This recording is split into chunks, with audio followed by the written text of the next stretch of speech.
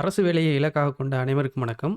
இந்த கிளாஸில் நம்ம என்ன பார்க்க போகிறோம் அப்படின்னு பார்த்தீங்கன்னா, அண்டமும் விண்வெளி அறிவியலும் அப்படின்ற யூனிட் பார்க்க போகிறோம்.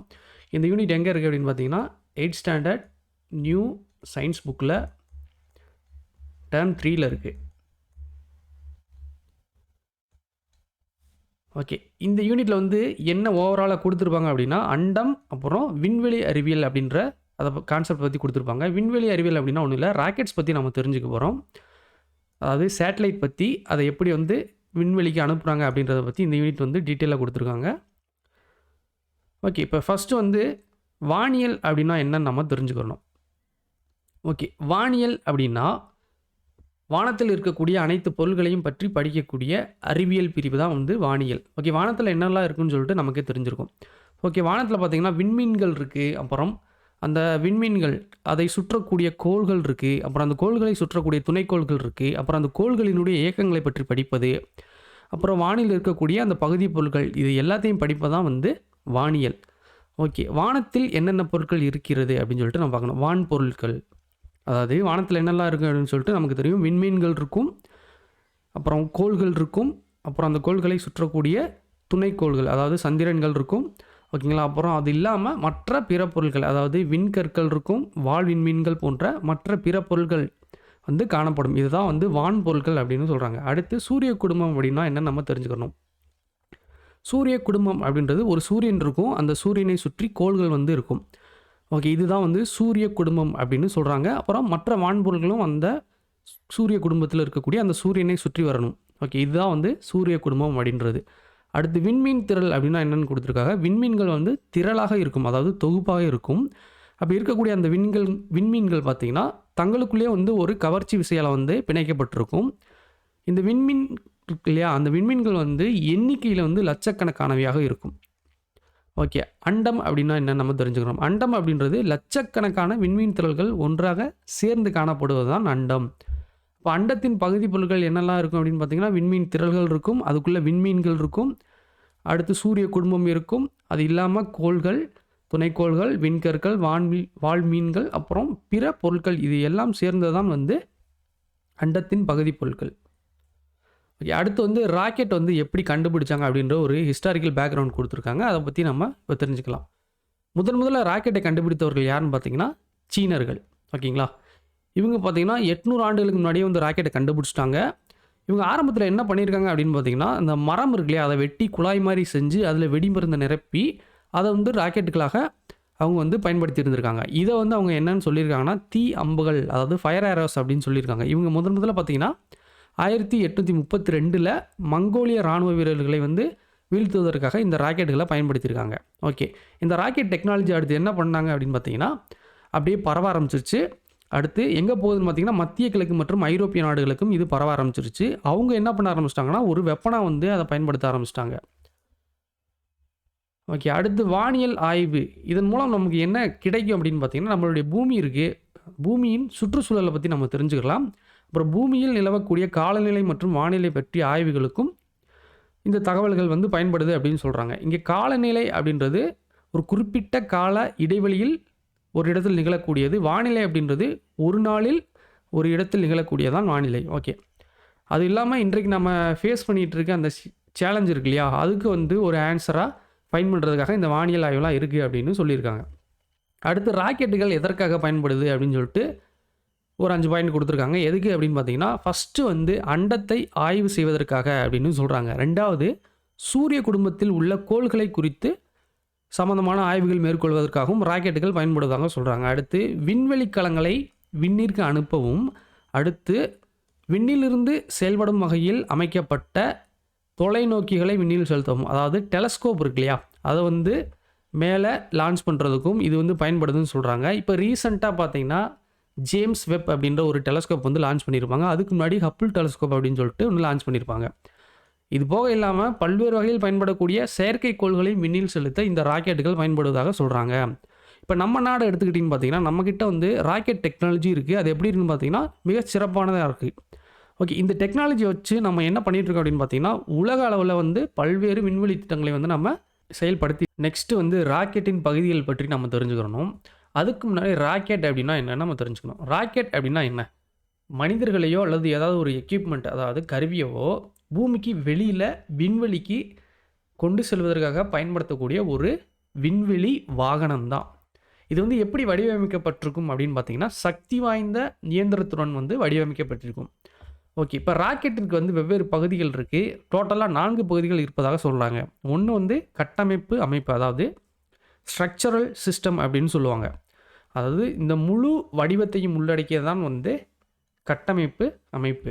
ரெண்டாவதாக சொல்லப்படுவது பேலோட் சிஸ்டம், அதாவது பணிச்சுமை அமைப்பு. இது எங்கே இருக்குது அப்படின்னு பார்த்தீங்கன்னா, மேலே டாப் கார்னரில் இருக்கும். ஓகே. அடுத்து பார்த்தீங்கன்னா வழிகாட்டும் அமைப்பு, கைடன்ஸ் சிஸ்டம். ஓகே. இது எங்கே இருக்குன்னு பார்த்தீங்கன்னா, பணிச்சுமை அமைப்பிற்கு கீழே இருக்கும் இந்த இடத்துல. ஓகே. அடுத்து பார்த்தீங்கன்னா உந்து விசை அமைப்பு அல்லது முன் செலுத்தும் அமைப்பு. இது வந்து ப்ரொபல்ஷன் சிஸ்டம் அப்படின்னு சொல்லுவாங்க. இந்த பார்ட்டு தான் வந்து அது. ஓகே. இங்கே கொடுத்துருக்காங்க பார்த்தீங்களா? ஓகே. இந்த ஒவ்வொரு பகுதியுமே வந்து ஒரு குறிப்பிட்ட பணியை வந்து செஞ்சிட்ருக்கோம். அது என்ன அப்படின்னு சொல்லிட்டு இங்கே கொடுத்துருக்காங்க. அப்போ அதையும் பார்த்துடலாம். ஃபஸ்ட்டு வந்து கட்டமைப்பு அமைப்பு, அதாவது ஸ்ட்ரக்சரல் சிஸ்டம். ஓகே. இது என்ன அப்படின்னு பார்த்தீங்கன்னா, இந்த ராக்கெட்டை வந்து பிடிச்சிருக்கக்கூடிய ஒரு சட்டம் அப்படின்னு சொல்லுவாங்க. இந்த படத்தில் பார்த்தீங்கன்னா தெரியும், இங்கே இருக்கும். ஓகே. இது எப்படி இருக்குன்னு பார்த்தீங்கன்னா, ரொம்ப வலிமையாக இருக்கும், அதே டைமில் எடை கம்மியாக இருக்கும். அதாவது ஸ்ட்ரென்த்தாக இருக்கும், வெயிட்டும் கம்மியாக இருக்கும். ஓகே. இது எதனால் உருவாக்கப்பட்டிருக்கும் அப்படின்னு பார்த்தீங்கன்னா, டைட்டானியம் அப்புறம் அலுமினியம் போன்ற பொருட்களால் வந்து இதை வந்து உருவாக்கியிருப்பாங்க. ஓகே. இப்போ ராக்கெட் பறக்கிறப்போ வந்து இது வந்து ஒரு வேலையை செய்யும். என்னென்னு பார்த்தீங்கன்னா, ராக்கெட்டை வந்து ஸ்டெடியாக இருக்கணும், அதாவது ஒரு நிலைப்புத்தன்மையில் இருக்கணும். அதுக்காக என்ன பண்ணியிருப்பாங்கன்னு பார்த்தீங்கன்னா, இந்த அமைப்பில் ராக்கெட்டின் கீழ்ப்பகுதியில் சில துடுப்புகள் போன்ற அமைப்புகள் வந்து இணைக்கப்பட்டிருக்கும். ஓகேங்களா? இதுதான் வந்து கட்டமைப்பு அமைப்பு. அடுத்த பகுதி என்னன்னு பார்த்தீங்கன்னா, பணிச்சுமை அமைப்பு, அதாவது பேலோட் சிஸ்டம். ஓகே. இது என்ன அப்படின்னு பார்த்தீங்கன்னா, இந்த ராக்கெட்லாம் வந்து செலுத்துவோம் பார்த்தீங்களா, அதாவது செயற்கைக்கோள்களை செலுத்தக்கூடிய, அதாவது சுமந்து செல்லக்கூடிய அந்த பகுதி தான் வந்து இந்த பேலோட் சிஸ்டம். ஓகே. இது வந்து எதை பொறுத்ததுன்னு பார்த்தீங்கன்னா, திட்டத்தை சார்ந்தது. ஓகே. இப்போ வெவ்வேறு செயற்கைக்கோள்கள் நாம் வந்து விண்வெளிக்கு அனுப்புகிறோன்னு வச்சுக்கோங்களேன். எதற்கு அனுப்புகிறோமோ அதுக்கேற்றவாறு அந்த ராக்கெட்டுகள் வந்து மாற்றி அமைக்கப்படும். ஃபார் எக்ஸாம்பிள் தகவல் தொடர்பு அப்படின்னா அதுக்கேற்றவாறு அமைக்கப்படும். வானிலை ஆய்வு பண்ணுவது அப்படின்னா அதுக்கேற்ற மாதிரி அமைக்கப்படும். உளவு பார்ப்பது, அப்புறம் கோள்களை ஆராய்தல் மற்றும் கண்காணிப்பு போன்ற இந்த மாதிரியான பணிகளை மேற்கொள்வதற்காக அதன் நீடுக்கு ஏற்ற மாதிரி அந்த ராக்கெட்டை வந்து டிசைன் பண்ணியிருப்பாங்க அப்படின்னு சொல்கிறாங்க. அடுத்து பார்த்திங்கன்னா, நம்ம மனிதர்களை வந்து பூமியின் அந்த சுற்றுவட்ட பாதைக்கு அல்லது நிலவினுடைய அந்த மேற்பரப்பிற்கு கொண்டு போகணும் அப்படின்னா அதுக்கு ஏற்ற மாதிரி சிறப்பு ராக்கெட்டுகள் வந்து இங்கே உருவாக்கப்பட்டிருக்கும். நெக்ஸ்ட் பார்த்திங்கன்னா கைடன்ஸ் சிஸ்டம், அதாவது வழிகாட்டும் அமைப்பு. இது பேர்லேயே இருக்குது. ராக்கெட் வந்து எந்த பாதையில் போகணும் அப்படின்றத வழிகாட்டுறது தான் இந்த அமைப்பினுடைய முக்கியமான பணி. இதில் என்னெல்லாம் இருக்குன்னு பார்த்தீங்கன்னா, உணர்விகள் இருக்கும், அதாவது சென்சார்ஸ் இருக்கும், அப்புறம் கணினிகள் இருக்கும், ரேடார், அப்புறம் தொலைத்தொடர்பு சாதனங்கள். இது எல்லாமே வந்து இந்த வழிகாட்டும் அமைப்பில் தான் இருக்கும். ஓகே. அடுத்து பார்த்தீங்கன்னா உந்து விசை அமைப்பு அல்லது முன் செலுத்தும் அமைப்பு. இது வந்து ஒரு ரொம்ப முக்கியமான பார்ட்டு. ஏன் அப்படின்னு பார்த்தீங்கன்னா, இது நம்ம ராக்கெட் இருக்கு இல்லையா, அந்த ராக்கெட்டினுடைய பெரும்பான்மையான இடத்தை வந்து இதுதான் இருக்கும். பாதிக்கு மேலே இதுதான் இருக்கும். இங்கே பார்த்தீங்கன்னா தெரியும், ஃபுல்லாமே அதுதான் இருக்கும். ஓகே. இதில் என்னெல்லாம் இருக்குன்னு பார்த்தீங்கன்னா, எரிபொருள் தொட்டிகள் இருக்கும், ஃபியூல் டேங்க்ஸ் இருக்கும், அப்புறம் இறைப்பான்கள், அதாவது பம்ப் இருக்கும், அதுக்கப்புறம் எரியூட்டும் அறை, இக்னிஷன் செக்மெண்ட் அப்படின்னு சொல்லுவாங்க, அந்த பகுதியெலாம் இதுக்குள்ளே தான் இருக்கும். ஓகே. இங்கே பார்த்தீங்கன்னா இது 2 விதமான உந்து விசை அமைப்புகள் இருக்கும். ஒன்று வந்து லிக்விட் ஃபார்மேட்டில் இருக்கும், அதாவது திரவ உந்து விசை அமைப்புன்னு ஒன்று இருக்கும், அப்புறம் திட உந்து விசை அமைப்புன்னு சொல்லிட்டு 2 விதமான அமைப்புகளை வந்து இது பெற்று இருக்கும். ஓகே. இப்போ இந்தியாவிற்குரிய அந்த புகழ்பெற்ற ராக்கெட்டுகள் என்ன அப்படின்னு சொல்லிட்டு நமக்கு தெரியும். ஒன்று PSLV, இன்னொன்று GSLV, polar satellite launch vehicle. இது வந்து துருவ துணைக்கோள் செலுத்தும் வாகனம் அப்படின்னு சொல்லுவாங்க. GSLVயை வந்து புவிநிலை துணைக்கோள் செலுத்தும் வாகனம் அப்படின்னு சொல்லுவாங்க. ஜியோ சின்க்ரனைஸ் அப்படின்னு சொல்லுவாங்க. அடுத்து பார்த்தீங்கன்னா இயக்கு பொருள்களின் வகைகள். இந்த இயக்கு பொருள் அப்படின்றது ஒரு வேதிப்பொருள் அப்படின்னு சொல்கிறாங்க. இதில் பார்த்தீங்கன்னா இது வந்து ஒரு கலவையாக இருக்கும். எதனுடைய கலவை அப்படின்னு பார்த்தீங்கன்னா, எரிபொருள், அப்புறம் எரிதலுக்கு தேவையான ஆக்சிஜனை வழங்கக்கூடிய ஆக்சிகரணி, அதனுடைய கலவையாக இது வந்து இருக்கும். இது எப்படி இருக்கும்னா, ஒன்று திண்மமாக இருக்கும், சாலிடாக இருக்கும், அல்லது திரவமாகவும் இருக்கும், அதாவது லிக்விடாக இருக்கும். இப்போ இந்த இயக்க பொருள்கள் வந்து எரிய ஆரம்பிச்சிருது. அப்படி எரியிறப்போ என்ன பண்ணும் அப்படின்னு பார்த்தீங்கன்னா, அழுத்தப்பட்ட கம்ப்ரஸ்டு, அதாவது கேஸ் வந்து உருவாகும். ஓகேங்களா? அழுத்தப்பட்ட வாயு வந்து உருவாகும். அப்படி உருவாகும் போது ஆற்றல் வந்து வெளிப்படும். அந்த ஆற்றலை பயன்படுத்தி இந்த ராக்கெட் ஆனது புவியீர்ப்பு விசைக்கு எதிராக உயர்த்தப்படுகிறது. ஓகேங்களா? நெக்ஸ்ட்டு வந்து திரவ இயக்கு பொருள்கள். இங்கே என்ன பண்ணுவாங்க அப்படின்னா, எரியூட்டும் அறை இருக்கு இல்லையா, அங்கே வந்து எரிபொருள், அப்புறம் ஆக்சிகரணி, 2யும் வந்து அந்த எரியூட்டும் அறையில ஒண்ணா சேர்க்குறாங்க. அப்படி சேர்த்து வந்து எரிக்கப்படுவாங்க அத. ஓகேங்களா? அப்படி எரிக்கிறப்ப அதிக விசை வந்து ராக்கெட்டினுடைய அடிப்பகுதி வழியாக வெளியேற்றப்படும். ஓகேங்களா? இந்த திரவ எரிபொருள்களுக்கு உதாரணம் பார்த்தீங்கன்னா குடுத்துருக்காங்க. திரவ ஹைட்ரஜன், அப்புறம் ஹைட்ரஜீன், அப்புறம் எத்தில் ஆல்கஹால். இது எல்லாமே திரவ எரிபொருள்களுக்கு உதாரணம். இந்த படத்தில பார்த்தீங்கன்னா தெரியும். இது வந்து திரவ ஹைட்ரஜன். அப்புறம் ஆக்ஸிகரணிக்கு உதாரணம் என்ன அப்படின்னு பார்த்தீங்கன்னா, ஆக்ஸிஜன், ஓசோன், ஹைட்ரஜன் பெராக்சைடு, அப்புறம் புகையும் நைட்ரிக் அமிலம். இதுதான் வந்து புகையும் நைட்ரிக் அமிலம். ஓகே. இது வந்து பார்த்தீங்கன்னா, திரவ இயக்கப் பொருள்களில் ஆக்ஸிகரணிகளுக்கு உதாரணம். இது வந்து திரவ இயக்கப் பொருள்களில் எரிபொருள்களுக்கு உதாரணம். அடுத்து பார்த்தீங்கன்னா, திண்ம இயக்கப் பொருள்கள். இங்க வந்து எரிபொருள் எப்படி இருக்கும்னா, திண்மமா இருக்கும். இந்த திண்ம எரிபொருள் வந்து எரியூட்டுவாங்க. அப்படி எரியூட்டுறப்ப அவை எரிந்து ஆற்றல் வந்து வெளியிடப்படும். ஓகேங்களா?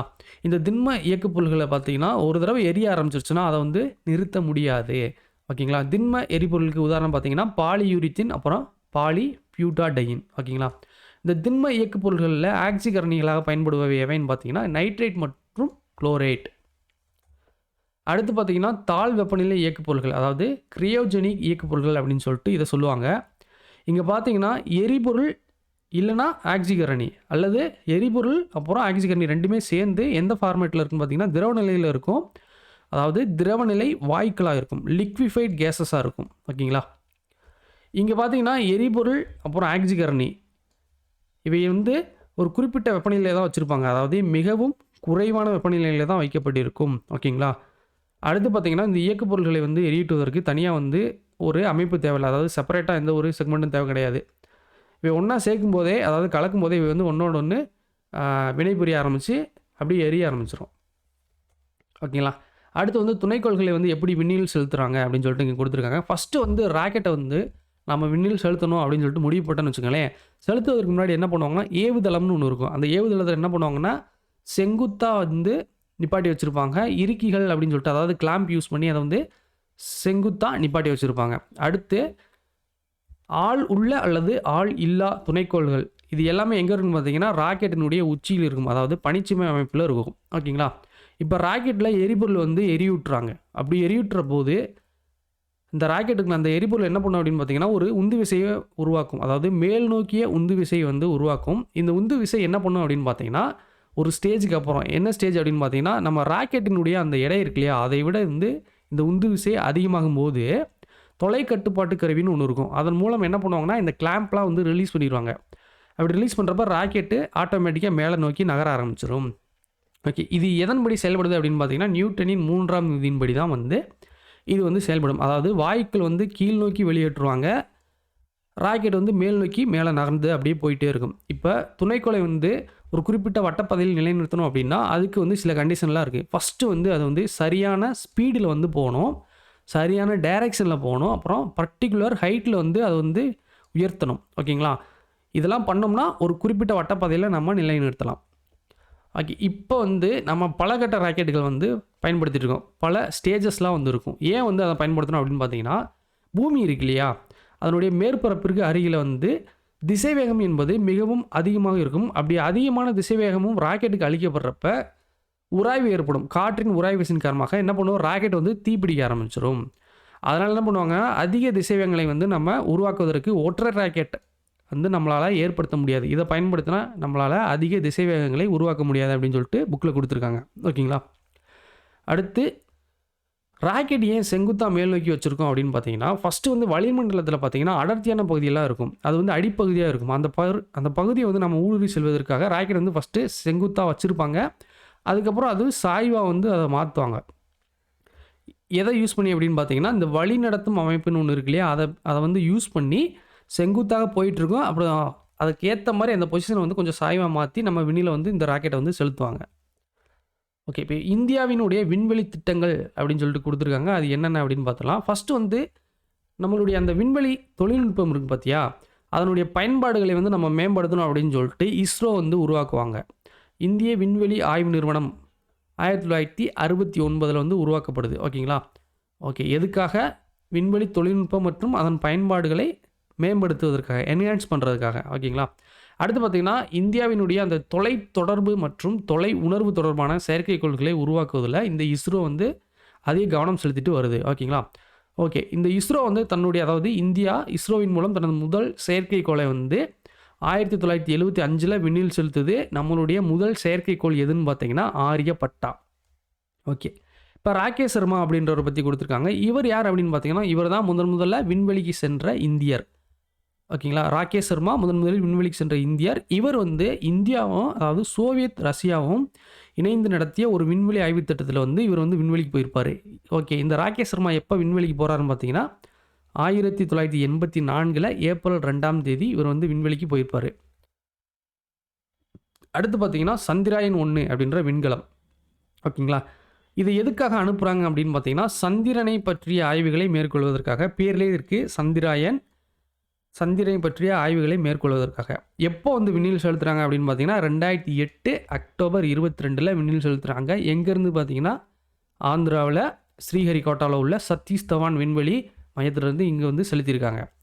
ஓகே. இந்த சந்திராயன் 1 வந்து பிஎஸ்எல்வி ராக்கெட் மூலம் வந்து விண்ணில் செலுத்தப்படுது.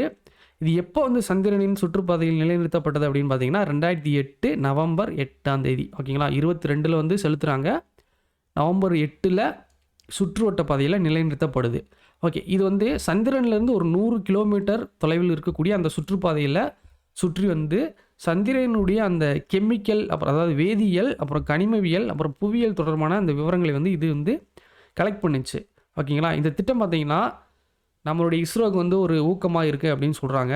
ஊக்கமா இருந்தது அப்படின்னு சொல்றாங்க. அதுவும் இல்லாம சந்திரனை ஆராய்வதற்காக அந்த டெக்னாலஜிலாம் வந்து நாமளே சுயமா உருவாக்கவும் இது வந்து உதவியது அப்படின்னு சொல்றாங்க. ஓகேங்களா? இது வந்து 312 நாட்கள் வந்து செயல்பட்டுருக்கு. அதே மாரி நிர்ணயிக்கப்பட்ட இலக்குகள்ல 95% வந்து இது முடிச்சிருக்கு. ஓகேங்களா? அடுத்து பார்த்தீங்கன்னா, இது 2009 ஆகஸ்ட் 28 அன்னைக்கு பார்த்தீங்கன்னா, பூமியில இருக்கக்கூடிய அந்த கண்ட்ரோல் யூனிட், அதாவது கட்டுப்பாட்டு அறையினுடன் தன்னுடைய தொடர்பை இழந்தது அப்படின்னு சொல்லிட்டு இங்க குடுத்துருக்காங்க.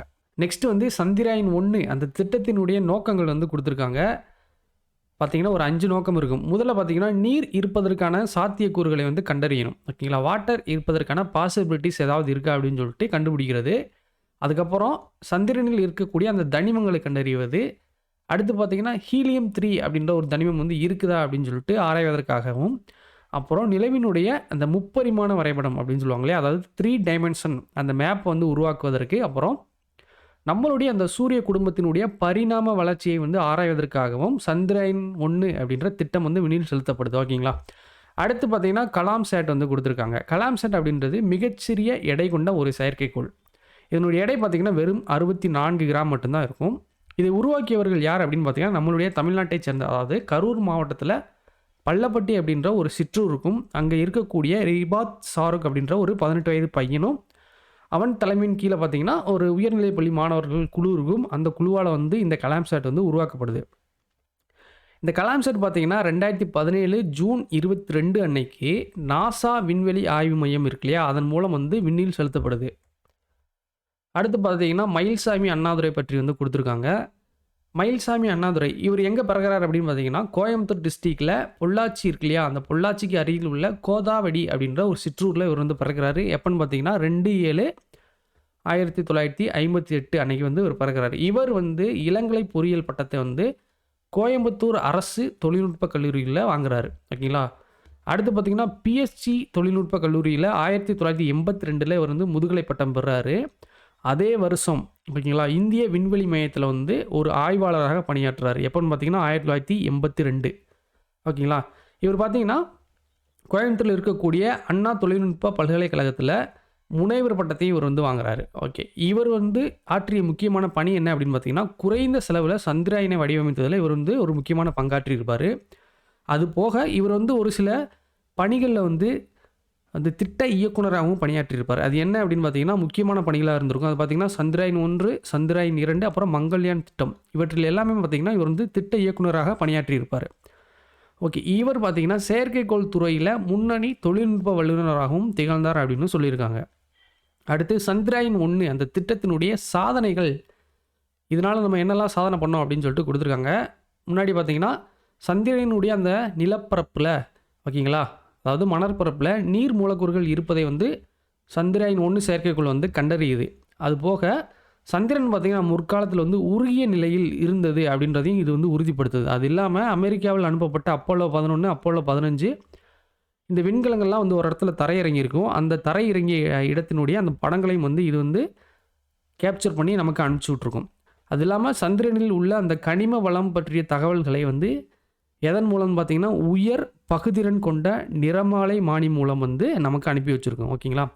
அதுக்கப்புறம் எக்ஸ் கதிர் படக்கருவின்னு ஒன்று இருக்கும். அதன் மூலம் சந்திரனில் பார்த்தீங்கன்னா அலுமினியம், மெக்னீசியம், சிலிக்கான் இருப்பதை வந்து கண்டறியுது. அதுக்கப்புறம் சந்திரன் 1ல் அந்த பொருத்தப்பட்டிருந்த அந்த புகைப்பட கருவி மூலம் பார்த்தீங்கன்னா வெறும் 75 நாளில் 40,000க்கும் மேற்பட்ட புகைப்படங்களை வந்து பூமிக்கு அனுப்புது. அப்படி எடுக்கப்பட்ட அந்த புகைப்படங்களில் தெரிகிறது பார்த்தீங்கன்னா மேடுகள் மற்றும் பள்ளங்களை கொண்ட படங்கள்லாம் இருந்திருக்கு, நிலவினுடைய பள்ளங்கள். இதனுடைய மேற்பரப்பு வந்து கிண்ணக்குழிகளை கொண்டது அப்படின்னு சொல்லிட்டு இந்த படத்தின் மூலம் வந்து கண்டுபிடிக்கிறாங்க. ஓகேங்களா? அடுத்து பார்த்தீங்கன்னா பூமியின் முழு வடிவத்தையும் முதலாக இது வந்து பதிவு செய்து அனுப்புது. அடுத்து பார்த்தீங்கன்னா நிலவின் பரப்பில் வந்து மனிதர்களுக்கு உறைவிடமாக பயன்படக்கூடிய பல குகைகள் வந்து இருப்பதையும் இது வந்து கண்டறிந்து பூமிக்கு அனுப்புது. ஓகேங்களா? அடுத்து பார்த்தீங்கன்னா மங்கள்யான். மங்கள்யான் அப்படின்னா செவ்வாய் வாகனம் அப்படின்னு அர்த்தம். ஓகே, இது வந்து இஸ்ரோ வந்து எதற்காக அனுப்புதுன்னு பார்த்தீங்கன்னா செவ்வாய்க்கோளை சுற்றி வருவதற்காக விண்ணில் செலுத்தியிருக்கு. இது வந்து ஒரு மனிதரற்ற விண்கலன். ஓகேங்களா? இது பார்த்தீங்கன்னா 2013 நவம்பர் 5 அன்னைக்கு எங்கேருந்து அனுப்புகிறாங்கன்னா ஆந்திர மாநிலம் ஸ்ரீஹரிகோட்டாவில் இருக்கக்கூடிய அந்த விண்வெளி ஆய்வு மையத்திலேருந்து இதை வந்து விண்ணில் செலுத்துகிறாங்க. இதுதான் வந்து முக்கியமானது என்னென்னு பார்த்தீங்கன்னா இந்தியாவின் முதல் கோள்களுக்கு இடையேயான விண்வெளி திட்டம் தான் அது. இன்டர் பிளானட்டரி மிஷன் அப்படின்னு சொல்லுவாங்களே, இதுதான் வந்து முதல் இந்தியாவால் அனுப்பப்படக்கூடியது. ஓகேங்களா? எதுன்னு பார்த்தீங்கன்னா மங்கள்யான். அடுத்து செவ்வாய்க்கோள் இருக்குது. அதுக்கு வந்து விண்கலத்தை அனுப்புவதும் 4வது விண்வெளி ஆய்வு நிறுவனம். இதுக்கு முன்னாடி 3 நாடுகள் அனுப்பியிருக்கோம். நம்ம வந்து 4வது நாடாக வந்து இதில் வந்து ஜாயின் பண்ணியிருப்போம். ஓகேங்களா? அடுத்து பார்த்தீங்கன்னா மங்கள்யான் அந்த விண்கலம் பார்த்தீங்கன்னா 1 மாதம் பூமியினுடைய வட்டப்பாதையில் வந்து பயணம் பண்ணி அப்புறம் தொடர்ச்சியாக வந்து அதனுடைய நிலையை வந்து உயர்த்துவாங்க. அப்படி உயர்த்தி செவ்வாயின் சுற்றுவட்ட பாதைக்கு இது வந்து நகர்த்தப்படுது. ஓகேங்களா? அடுத்து வந்து இது 2014 செப்டம்பர் 24 செவ்வாய்க்கோளினுடைய சுற்றுவட்ட பாதையில் நிலைநிறுத்தப்படுது. செவ்வாய்க்கோளினுடைய அந்த சுற்றுவட்ட பாதையில் நிலைநிறுத்தப்பட்ட பின்பு 3 ஆண்டுகளுக்கு மேலாக இது வந்து பயணித்து திட்டமிட்டபடி தன்னுடைய பணியை வந்து மேற்கொள்ளுது அப்படின்னு சொல்கிறாங்க. நம்மளுடைய இஸ்ரோ பார்த்தீங்கன்னா 2016 செப்டம்பர் வரையும் மங்கள்யானிலிருந்து தகவல்களை வந்து பெறப்பட்டிருக்கும். அந்த தகவல்களை வந்து வெளியிட்டிருப்பாங்க. ஓகேங்களா? அது முக்கியமாக இல்லாமல் ஃபஸ்ட் அட்டம்ப்ட்லேயே வந்து நம்ம வந்து செவ்வாய்க்கோளுக்கு அனுப்பிய முதல் நாடு அப்படின்ற பெருமையும் நாம தான் வச்சுருக்கோம். ஓகே, இப்போ வந்து செவ்வாய்க்கோளை பற்றின சில இன்ஃபர்மேஷன் கொடுத்துருக்காங்க. அதை பற்றி நம்ம தெரிஞ்சுக்கணும். செவ்வாய்க்கோள் எங்கே இருக்குது அப்படின்னு பார்த்தீங்கன்னா சூரியன்லேருந்து 4வதாக இருக்கக்கூடிய ஒரு கோள் தான். சூரிய குடும்பத்தில் பார்த்தீங்கன்னா 2வது சிறிய கோளாக இருக்கும். இதை வந்து சிவப்பு கோள் அப்படின்னு சொல்லுவாங்க. ஏன் சிவப்பு கோள் அப்படின்னு சொல்கிறாங்கன்னு பார்த்தீங்கன்னா செவ்வாய்க்கோளினுடைய மேற்பரப்பில் பார்த்தீங்கன்னா இரும்பு ஆக்சைடு அப்புறம் அதனுடைய வளிமண்டலத்தில் உள்ள தூசுக்களால் இது வந்து சிவப்பு நிறமாக காணப்படுவதால் இதை வந்து சிவப்பு கோள் அப்படின்னு சொல்கிறாங்க. இப்போ செவ்வாய் பார்த்தீங்கன்னா தன்னுடைய அச்சில் பார்த்தீங்கன்னா தன்னைத்தானே ஒரு தடவை சுற்றி வர்றதுக்கு 24 மணி நேரம் அப்புறம் 37 நிமிடங்கள் வந்து எடுத்துக்கொள்கிறது. ஓகேங்களா? அடுத்து இது வந்து சூரியனை ஒரு முறை சுற்றி வர பார்த்தீங்கன்னா 687 நாட்கள் வந்து இது வந்து எடுத்துக்கொள்ளுது. இப்போ இந்த செவ்வாயின் சுற்றுக்காலம் அப்புறம் அதனுடைய காலநிலை இது எல்லாமே பார்த்தீங்கன்னா பூமிக்கு அதாவது பூமியை ஒத்தி இருக்கும். ஓகேங்களா? அதனால் வானியலாளர்கள் என்ன பண்ணுறாங்க, செவ்வாய்க்கோளை வந்து நம்ம எப்படியாவது ஆய்வு பண்ணணும், அதாவது மனிதர்கள் தங்குவதற்கான சாத்தியக்கூறுகள் இருக்கா அப்படின்னு சொல்லி தெரிஞ்சுக்கிறதுக்காக ஆய்வு பண்ணணும்னு சொல்லிட்டு நிறைய இன்ட்ரெஸ்ட் வந்து கொடுக்க ஆரம்பிச்சிட்டாங்க. அவங்க என்ன பண்ணுறாங்கன்னா செவ்வாயினுடைய அந்த மேற்பரப்பு இருக்கு இல்லையா, அது அப்புறம் செவ்வாயினுடைய அந்த காலநிலை அப்புறம் அதனுடைய அந்த அந்த புவியியல் குறித்த அந்த ஆய்வுகளை மேற்கொள்வதற்காக என்ன பண்ணுறாங்க, பல்வேறு நாடுகள் வந்து மனிதரற்ற அந்த விண்கலங்களை வந்து அங்கே அனுப்பிட்டுருக்காங்க. அடுத்து பார்த்தீங்கன்னா மங்கள்யான் திட்டத்தின் நோக்கங்கள் வந்து கொடுத்துருக்காங்க. 1, கோள்களுக்கு இடையேயான விண்வெளி திட்டத்திற்கு தேவையான தொழில்நுட்பத்தை வந்து உருவாக்குவது அப்படின்னு சொல்கிறாங்க. 2வது செவ்வாயினுடைய மேற்பரப்பை நம்ம வந்து ஆராய்ச்சி பண்ணணும் அப்படின்றதுக்காகவும் சொல்கிறாங்க. அடுத்து செவ்வாயினுடைய அந்த வளிமண்டலத்தில் உள்ள பகுதி பொருள்களை வந்து நம்ம அறியணும் அப்படின்னும் அதுக்காகவும் சொல்கிறாங்க. அடுத்து என்ன பார்த்தீங்கன்னா ஃப்யூச்சரில் செவ்வாயில் பார்த்தீங்கன்னா உயிரினங்கள் வாழ்வதற்கான ஏதாவது சாத்தியக்கூறுகள் அது இருந்ததா அல்லது கடந்த காலத்தில் உயிரினங்கள் ஏதாவது இருந்ததா அப்படின்றத பற்றி தெரிஞ்சுக்கிறதுக்காகவும் சொல்லியிருக்காங்க. ஓகேங்களா? இப்போ செவ்வாய்க்கோளை அடைந்த முதல் ஆசிய நாடு என்ற பெருமையும் நாம தான் வச்சுருக்கோம். அதே மாதிரி முதல் முயற்சியிலே நிகழ்த்திய நாடு அப்படின்ற பெருமையும் நம்மக்கிட்ட தான் இருக்குது. அடுத்து பார்த்திங்கன்னா இந்த சோவியத் விண்வெளி ஆய்வு நிறுவனம், நாசா அப்புறம் ஐரோப்பிய விண்வெளி முகமை இது எல்லாமே செவ்வாய்க்கோளை அடைந்த பிற விண்வெளி ஆய்வு முகமைகள். நாம் வந்து 4வது நாடு, மிச்சம் 3 நாடு என்ன அப்படின்னு பார்த்தீங்கன்னா இந்த 3 நாடுகள் தான். நெக்ஸ்ட்டு வந்து சந்திராயன் 2 பற்றி கொடுத்துருக்காங்க. இந்தியா வந்து சந்திராயன் 1 அப்புறம் மங்கள்யான் அதுக்கப்புறம் பார்த்தீங்கன்னா சந்திராயன் 2 வந்து விண்ணில் செலுத்தியிருக்கும். இந்த திட்டம் வந்து எப்போ செயல்படுத்தியிருப்பாங்க அப்படின்னு பார்த்தீங்கன்னா ஜூலை 22, 2019 அன்று வந்து இஸ்ரோ வந்து செயல்படுத்தியிருக்கும். இந்த திட்டம் பார்த்தீங்கன்னா இஸ்ரோ வந்து முன்னாடி செயல்படுத்திய திட்டத்தை விட கொஞ்சம் சிக்கலானதாக இருக்கும். காம்ப்ளிகேட்டடான ஒரு மிஷன் தான் இது. ஓகேங்களா? இதில் பார்த்தீங்கன்னா 3 அமைப்புகள் வந்து இருந்திருக்கு. ஒன்று சுற்றுக்கலம், அப்புறம் தரையிறங்கி, அப்புறம் உளவி, அதாவது ஆர்பிட்டர் இருந்திருக்கு, லேண்டர் இருந்திருக்கு, அப்புறம் ரோவர் அப்படின்ற உளவி. இது 3மே வந்து ஒரே அமைப்பாக கொண்ட ஒரு இதுதான் வந்து இந்த சந்திராயன் 2.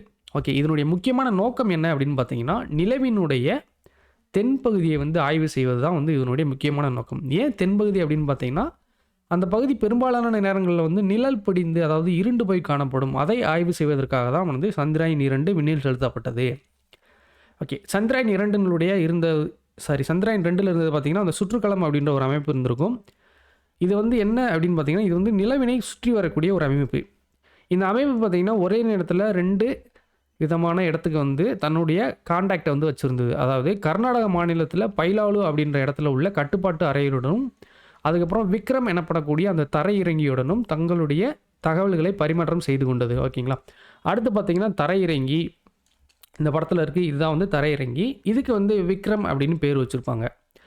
ஏன் விக்ரம் அப்படின்னு பேர் வைக்கிறாங்க அப்படின்னு பார்த்தீங்கன்னா விக்ரம் சாராபாய் அவர்கள் இருக்காங்க இல்லையா, அவர்களுடைய நினைவாக இதற்கு பேர் வைத்திருப்பாங்க. இந்த விக்ரம் சாராபாய் யார் அப்படின்னு பார்த்தீங்கன்னா இந்திய விண்வெளி திட்டத்தின் தந்தையாக இவரை தான் வந்து சொல்கிறாங்க. அடுத்து பார்த்தீங்கன்னா உளவி.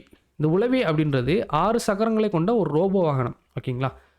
Robotic vehicle with 6 wheels. ஓகேங்களா? இந்த உளவிக்கு வந்து பிரக்யான் அப்படின்னு பேர் வச்சுருப்பாங்க. இது வந்து ஒரு சான்ஸ்கிரிட் வேர்டு, அதாவது சமஸ்கிருத சொல். இதுக்கு பார்த்தீங்கன்னா அறிவு அப்படின்னு பொருள். ஓகேங்களா? இது நிலவின் வட்டப்பாதைக்குள்ளே 2019 ஆகஸ்ட் 20 அன்னைக்கு வந்து போகுது.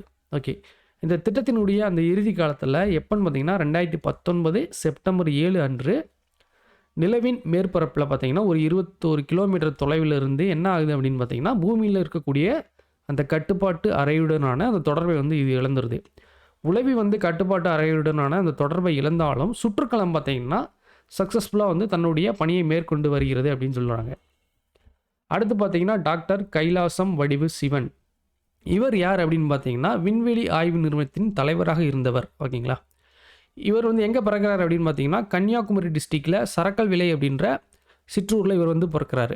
ஓகே, இவர் பார்த்தீங்கன்னா வானூர்தி பொறியியலில் இளங்கலை பட்டத்தை வந்து எங்கே பெறாருன்னு பார்த்தீங்கன்னா சென்னை தொழில்நுட்ப கல்லூரியில் 1980 பெறாரு. அதுக்கப்புறம் முதுகலை பொறியியல் பட்டத்தை பார்த்தீங்கன்னா பெங்களூரில் இருக்கக்கூடிய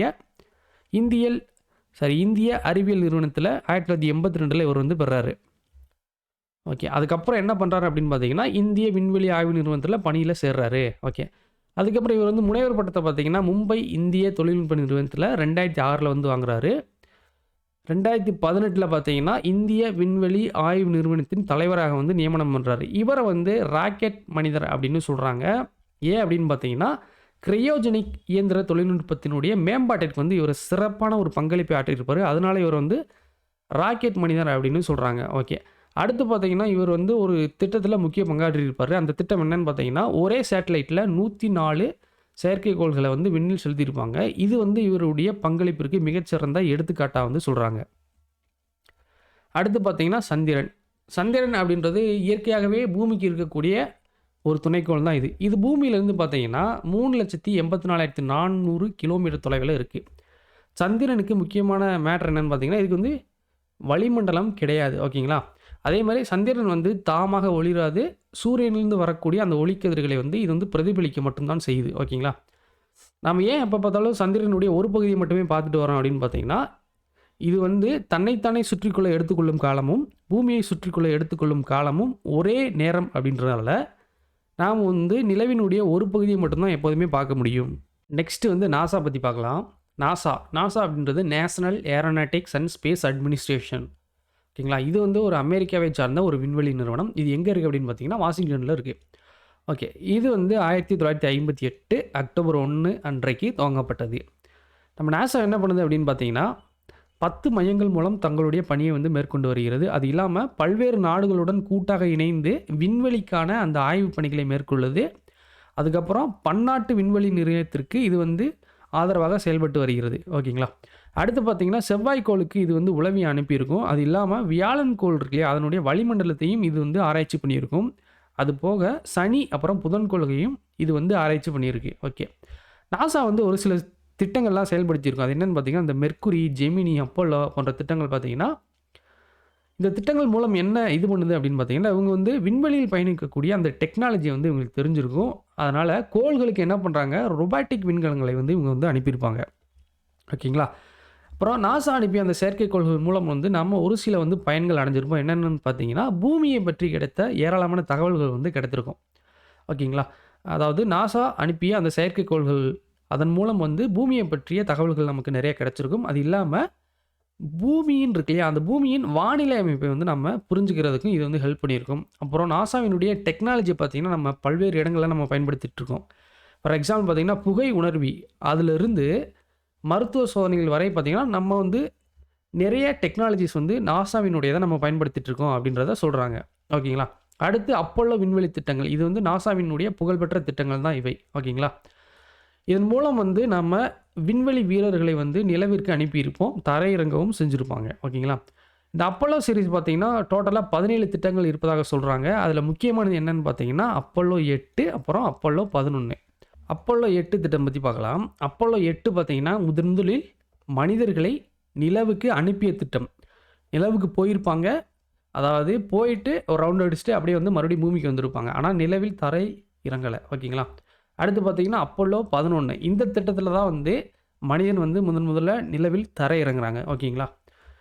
இந்த விண்கலம் பார்த்தீங்கன்னா, 1969 ஜூலை 20 அன்னைக்கு நிலவில் தரை இறங்குது. ஓகேங்களா. முதலில் பார்த்தீங்கன்னா, நிலவின் மேற்பரப்பில் காலடி வைத்தவர் யாருன்னா, நீல் ஆம்ஸ்ட்ராங் இவர் தான். ஓகே. இந்த அப்போலோ 11ல் பயணம் பண்ணவங்க யாருன்னு பார்த்தீங்கன்னா, நீல் ஆம்ஸ்ட்ராங், அப்புறம் புஸ் ஆல்ட்ரின், அப்புறம் மைக்கேல் காலின்ஸ் அப்படின்ற 3 பேர் வந்து பயணம் பண்ணியிருப்பாங்க.